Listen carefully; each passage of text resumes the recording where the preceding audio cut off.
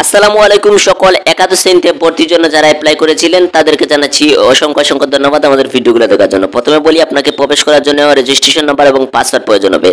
আপনারা জানেন আগামীকাল 23 তারিখ রাত 8টার পরেই কিন্তু আপনাদেরকে একটি কনফার্ম এসএমএস পাঠানো হয়েছে কলেজ থেকে।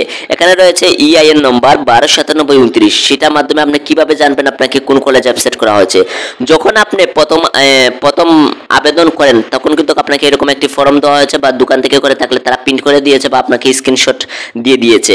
সেখান থেকে আপনাদেরকে ইআইএন নম্বরটি মিলাতে হবে। আমার 129729 এর সাথে মিলেছে, আর সেটা হচ্ছে মৌলভীবাজার সরকারি কলেজ, মানে আমাকে মৌলভীবাজার সরকারি কলেজ অ্যাপসেট করেছে। আপনাদের ইআই নম্বরে যে কলেজ রয়েছে সেই কলেজ আপনাকে অ্যাপসেট করেছে। এখন যদি আপনি সেই কলেজে অ্যাপসেট হতে চান, মানে আপনি সেই কলেজেই পড়তে চান, তাহলে এখানে নিশ্চয়ন করতে হবে। তার জন্য আমাদের ওয়েবসাইটে প্রবেশ করে এখানে নির্বাচন নামে একটি অপশন পাবেন, সেখানে আপনাদেরকে সিলেক্ট করতে হবে। সিলেক্ট করার পরে নিচের দিকে দেখবেন লেখা রয়েছে নির্বাচন নিশ্চয়ন করুন। আপনাদেরকে এখানে সিলেক্ট করতে হবে এবং আপনারা উপরের দিকেও দেখতে পারবেন আপনাকে কোন কলেজ অ্যাপসেট করেছে।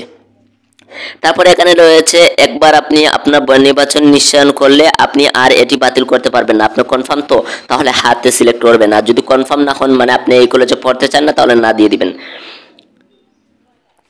এরপরে যে কাজটি হচ্ছে নেক্সট পেজে আপনাকে কি করতে হবে, এখানে দেখবেন কিছু সময় ওয়েট করবেন, সার্ভারে কিছু ডিস্টার্ব করতেছে, এর জন্য এই সমস্যা হচ্ছে। তারপরে দেখবেন রয়েছে সোনালী ব্যাংক পলিসি, আপনাদেরকে এখানে সিলেক্ট করতে হবে। তারপরে রয়েছে অগ্রসর করুন, আপনাকে এখানে সিলেক্ট করে নেক্সট পেজে যেতে হবে। তার আগে আমি আবারও বলে দিচ্ছি, যদি আপনাকে আপনার পছন্দ মতো কলেজটি অ্যাপসেট করে থাকে, যদি আপনি সেই কলেজে পড়তে চান তাহলে নিশ্চয়ন করবেন, আর যদি সেই কলেজে পড়তে চান না তাহলে নিশ্চয়ন করার কোনো প্রয়োজন নাই। পরবর্তী একটি ধাপ দিবে আবার নতুন করে আবেদন করার জন্য, সেখানে আপনি আবেদন করে নেবেন। আর যদি আপনি কনফার্ম করতে চান তাহলে এখানে সিলেক্ট করবেন। তারপরে যেই কাজটি করতে হবে, মোবাইল ব্যাংকিংয়ে সিলেক্ট করতে হবে। চাইলে আপনি নগদ ব্যাংকিং রকেট সবগুলো থেকে করতে পারেন, যেমন আমি বিকাশ থেকে করবো তাই বিকাশে সিলেক্ট করলাম।